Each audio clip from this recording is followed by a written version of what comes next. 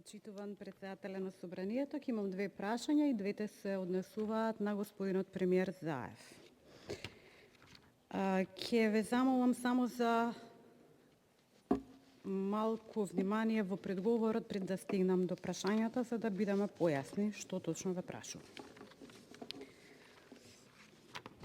Господине Заев, ова е Реина Давид Мизрахи, родена 1941 година, починала, односно била убиена 1943 година.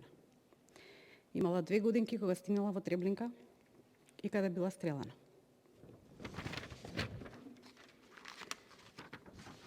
Господине Заев, оваа фотографија од 34 односно 35 година, не сме точно сигурни. На истата е мојата тетка Рашела со нејзиниот сопруг Хаим и нивните 3 деца.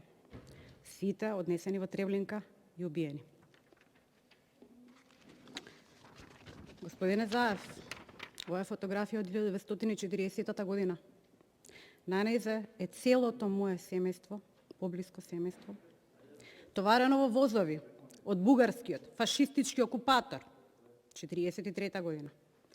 Само еден од нив преживеа. Тој е најлево, тој е мојот дедо. Јас сум негов наследник. Почитувам господине Заев. Ова е мојата тетка Матилда, со мојата баба Реина, со Рако и Рели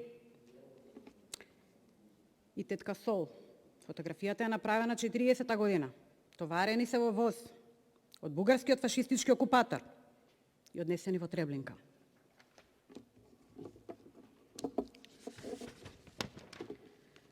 Господине Заев, дали знаете кој е ова? Страшо Пинџур, роден Ваташа 1915 година. Бил еден од првите македонци на кого му било доделено признание народен херој. Пинџур бил уапсен во Велес, а потоа одведен во Скопска полициска областна управа. Убиен е во текот на измачувањето од страна на бугарската полиција на само 27 години. Ви имате деца кои што се помлади од тоа или приближно на таа старост. Потоа неговото тело било однесено во непозната локација и гробот се уште не му е знаен. Началникот на областната полиција во Скопје го обишал мачењето на Пинџур на следниот начин.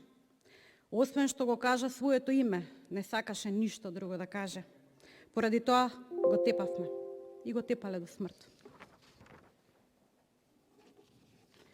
Господине Заев, дали знаете кој е ова?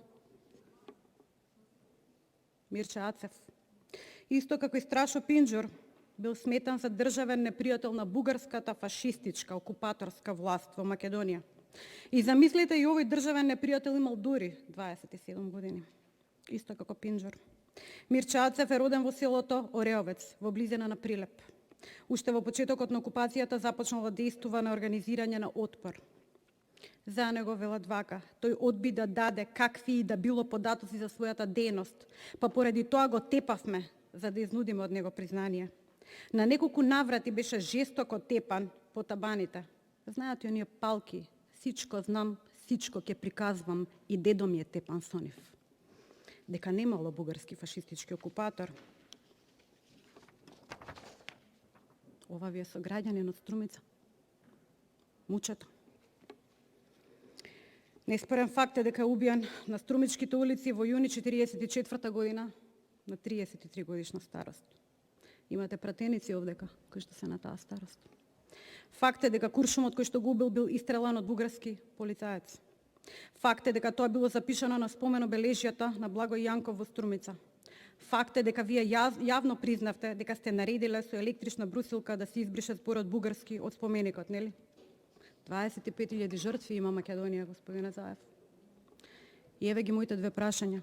Дали, господине, се уште стоите зад ставот дека Бугарија во времето на Втората светска војна била администратор на Македонија, а не фашистички окупатор? Оти мојата фамилија не е отепана со пенкало. Дали уште стоите на ставот дека бугарските војски ги ослободувале Крива Паланка, Куманово и Скопје? Прашање 2. Свесни ли сте дека со изјавата за новинската агенција БГНС, во која велите Петрич и Струмица говорат на исти јазик, кој е тоа сега, бугарски или македонски, сте на иста линија со негаторските позиции на нашиот источен сосед, во кој се негира постоењето на македонски јазик и негово сведување на норма на бугарскиот јазик. Господине Заев, дали вие како струмичанец зборувате во овој парламент на македонски или на бугарски јазик? Ова е да или не прашање, конкретно. И ако говорите на македонски јазик и ако струмичкиот дијалект е македонски дијалект, тогаш дали петричкиот дијалект е дијалект на македонскиот јазик? Ви благодарам.